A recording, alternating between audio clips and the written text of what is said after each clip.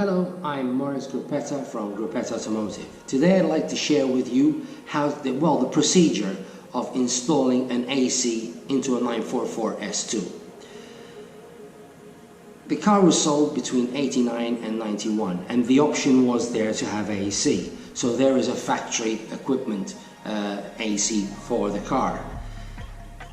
Many of the markets didn't have them spec'd, so many of them don't have it, especially on right-hand drive cars.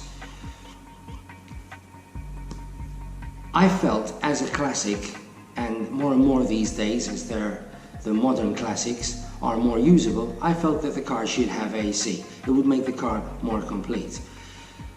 However, the procedure was quite a task. Many of the difficulties though were the unknown, not really the whole procedure. You go on forums and not many people really know the answers to some of the questions. So that's why I'd like to go through this procedure and maybe help future enthusiasts get along and do this. It is quite expensive if you buy the parts brand new. So what I did in my case is I managed to find a complete set, a complete system that had been taken off the car, off another 944, most probably in my case a 944 turbo. In the past many of them were raced, so that was extra weight for them and they didn't need it on the track. So I'm going to kind of divide this and go through this into like 3 segments. The first being the products, the items you need. In my case, as I just mentioned, I did buy them all second-hand, but that's not enough. In most cases, most of the items would be still preferred to be new when you put them on the car, especially when you're buying used parts that have been sitting in a garage for God knows how long.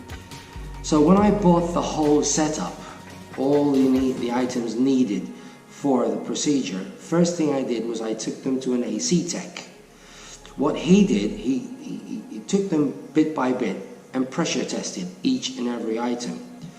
So, for example, in my set, although I had the compressor, it was no good. So I had to source another compressor. Now you can either go buy a brand new one or take a chance and buy another used one. It's up to you how you handle this.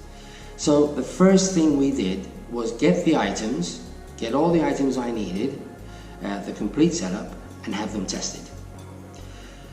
There are certain things, even if they're good, in my opinion, you still have to put them new. So one of the first things the AC tech recommended was I put an expansion valve, a brand new one, and then I went and bought the condenser brand new. To go with that, you buy the dryer brand new. So those are for sure the new items on the car. Then you can go ahead with your procedure and see what's best for you. Moving on to the second segment of the procedure, the interior. Many people ask, is the AC wiring already existing in the car? The simple answer is yes. When you take out the original temperature controlled unit, it has 3 plugs at the back. Unplug those and they plug directly into the AC CCU. This works in conjunction with 3 temperature sensors. One is here, right next to the cigarette lighter, second in the air vents, and the third is outside under the bonnet at the intake of the heater blower. To achieve this installation, you have to take out the complete dash, and I mean everything. Center console, A-pillars, binnacle, dash, everything comes out. You have to do this to get to the heater matrix, which is behind the dash. Once you get to that, you have to fit the evaporator. That's the interior part. Continuing on from the interior to under the bonnet now. To remove the heater matrix from behind the dashboard, you will need to remove the blower assembly. That is under here. Then we get to the tricky part, which is passing the AC hoses from the interior, from the evaporator, through the firewall, into the engine bay, pass behind the engine, pass behind the servo booster, which was quite tricky, so we had to remove the servo booster. Then we follow the lead as it is bent, and it goes straight down to the dryer and to the condenser.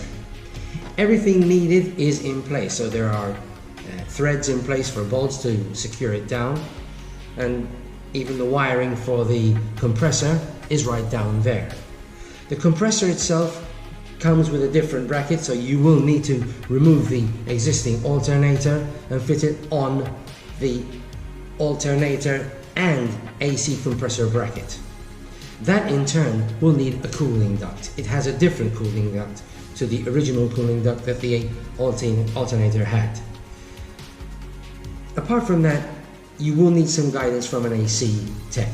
We replaced the high and low pressure nozzles here to accept R1 through 4A, and whatever is needed else to convert from R12, which was the original system, to R1 through 4A now will be told to you by your AC tech.